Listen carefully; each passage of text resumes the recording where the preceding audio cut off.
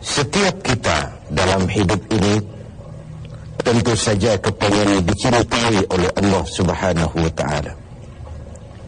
Tidak seorang pun di antara kita yang kepengen dimurkai, dimarahi oleh Allah. Jangankan dimarahi Allah, dimarahi mertua saja kita kadang-kadang bingung. Sementara kalau Allah yang marah kepada kita, kemana lagi bumi tempat kita berpijak? Kemana lagi langit tempat kita bernaung? Kalau Allah sudah marah kepada kita. Siapa orang yang dicintai Allah itu? Tentu saja tidak berangkat dari potongan dan penampilan.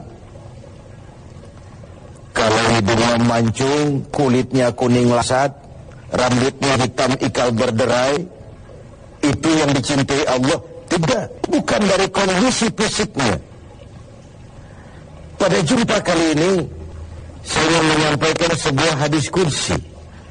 Allah Subhanahu wa ta'ala menyatakan, uhibbu salasan. Aku cinta kepada 3 macam manusia. Ada 3 macam manusia yang dicintai oleh Allah. Siapa mereka? Tentu kita berharap kita masuk salah satu di dalamnya.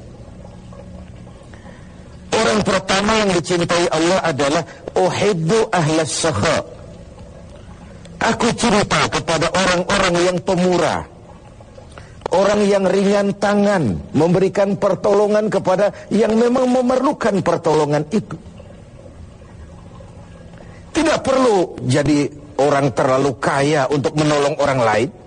Tidak perlu menunggu terlalu banyak uang untuk menolong orang lain. Aku cinta orang yang ringan tangan, memberikan bantuan kepada yang memerlukan. Bukankah salah sesuatu itu sangat banyak bergantung kepada latihan? Ingin bisa bertinju, latihan tinju. Ingin bisa menyanyi, latihan bernyanyi. Ingin bisa bulu tangkis, latihan bulu tangkis.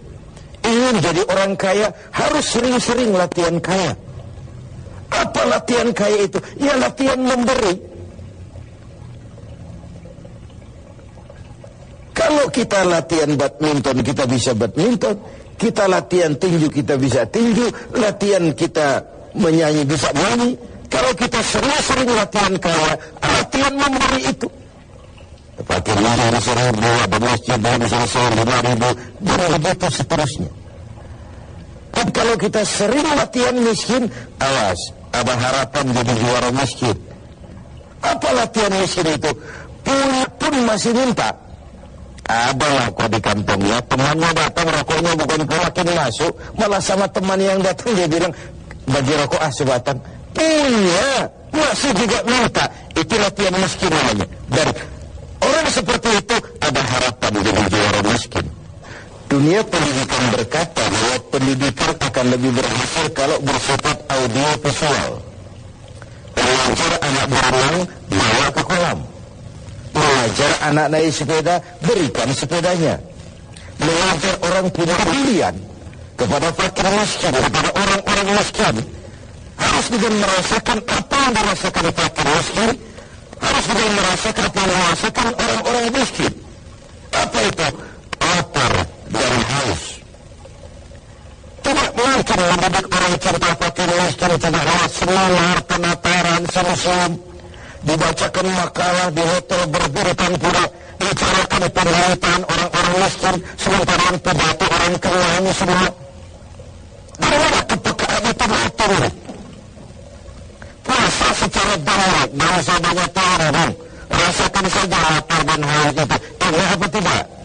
Kalau kau tahu betapa tidak enaknya lapar dan haus, laparnya sebentar, hausnya sekejap. Jika maghrib datang, laparmu hilang, hausmu hilang. Pun saudara-saudaramu yang terkapar di kolong-kolong jembatan, yatim piatu yang merintih kelaparan, orang-orang jompo yang tiap hari merasakan seperti itu, kepedulian akan melahirkan gerakan-gerakan sosial. Inilah sikap akhlas sakha, orang yang ringan tangan memberikan pertolongan, mudah membantu orang yang perlu. Itu orang yang dicintai Allah. Dan saya katakan tadi, tidak perlu menunggu jadi kaya untuk bantu orang lain.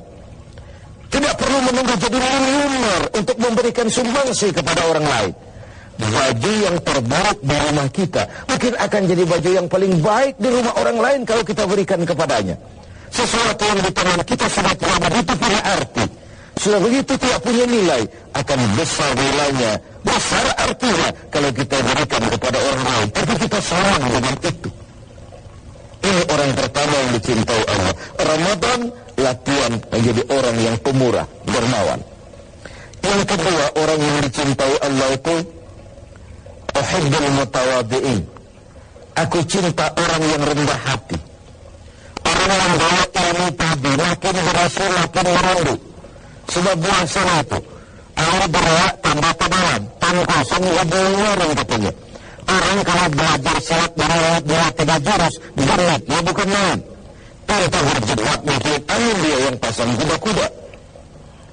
Nah, yang dicintai Allah yang bawa ilmu padi, kaya dia, makin rendah hati, makin tinggi jabatannya, semakin melihat kepada rakyat di bawah. Kita perlu pemimpin yang berbantah seperti tukang pasang genteng.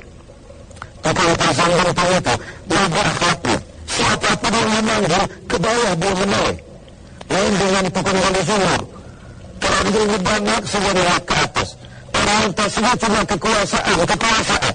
Dan itu yang kita rasakan sekarang. Kita banyak punya penguasa, tapi sedikit punya pemimpin. Kita kah politisi, tapi kita miskin negarawan. Penguasa tapi tidak yang berbahagia. Puasa membentuk sikap rendah hati, tidak melonjak menjadi angkuh antara sedikit kemampuan yang dimilikinya. Ia sadar akan keterbatasan dan kelemahan dari semua yang dimilikinya. Dia bawa ilmu tadi. Semakin dia semakin tinggi nilainya di hadapan Allah Subhanahu wa Ta'ala.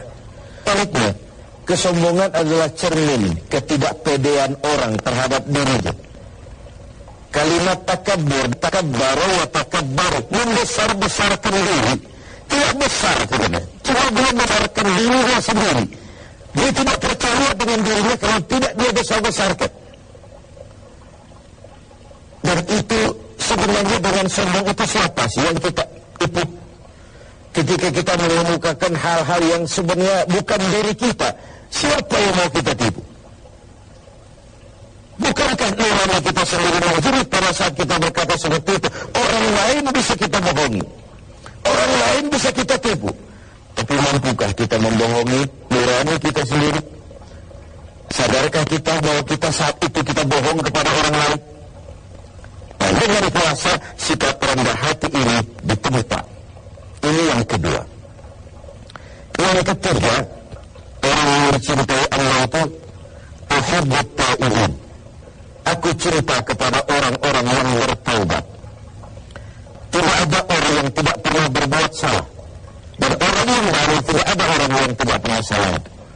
Orang yang baik adalah orang yang jikalau melakukan kesalahan, dia sadar, dijadikannya kesalahan itu sebagai pelajaran untuk tidak diulangi lagi pada masa yang akan datang. Aku cerita orang-orang yang bertobat. Tetapi, kata diskusinya, aku lebih cerita lagi kepada orang yang mau bertobat.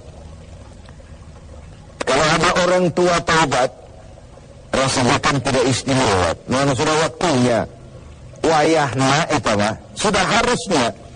Wah, orang itu sujudnya hebat, istighfarnya luar biasa, tahajudnya, berapa umurnya? 70, pantas. Tapi kalau ada orang muda, darahnya masih mengalir dengan panas, keinginannya masih sejuta hal, dia bisa salurkan itu di jalan Allah. Itu yang lebih dicintai Allah. Aku cinta orang-orang yang bertaubat. Allah Ramadan, jangan sampai melakukan penelitian. Dalam film itu kita kena ada sensor, ada editing, ada dubbing. Itu bisa kita lakukan dalam hidup kita. Ada adegan yang tidak pantas, yang tidak senonoh kita lakukan dalam hidup ini. Ayo kita sensor. Supaya saat turun hidup kita diputar di padang mahsyar nanti, adegan yang muncul, adegan-adegan yang bisa kita pertanggungjawabkan. Adegan yang tidak pantas, sensor. Ada jalan cerita yang menyeleweng, diedit. Ada suara yang tidak sama, jelas, samar-samar, didubbing, diberikan suara yang lebih bagus. Inilah kehidupan, di mana Allah masih memberikan peluang kepada kita dengan nuansa Ramadan ini. Umat-umat terdahulu diberikan umur yang relatif panjang. Nabi Adam 2000 tahun, Nabi Nuh 950 tahun. Rata-rata umatnya yang sekian itu. Kita kalau mencontoh Rasul, beliau wafat umur 63, itu standar. 63 tahun. Kalau sekarang kita sudah 50 tahun, masih tersisa 13 tahun. Kalau sore ini kita sudah 62 tahun 11 bulan. Kira-kira sebulan lagi. Tetapi untunglah kepada umat Muhammad ini, Allah memberikan ruang dan waktu yang punya nilai spesifik. Nilai ibadah di situ berlipat ganda, dan itulah nuansa Ramadan. Bergantung kepada kita pandai-pandai memanfaatkannya untuk melakukan pemutihan diri di hadapan Allah Subhanahu wa ta'ala. Sehingga kalau nuansa ini bisa kita gunakan dengan sebaik-baiknya, kita masuk dalam kelompok at-taibin, orang-orang yang bertaubat, yang kembali kepada Allah, meninggalkan segala kesalahan yang pernah dia lakukan, maka kita sudah berarti memanfaatkan nuansa Ramadan ini dengan sebaik-baik.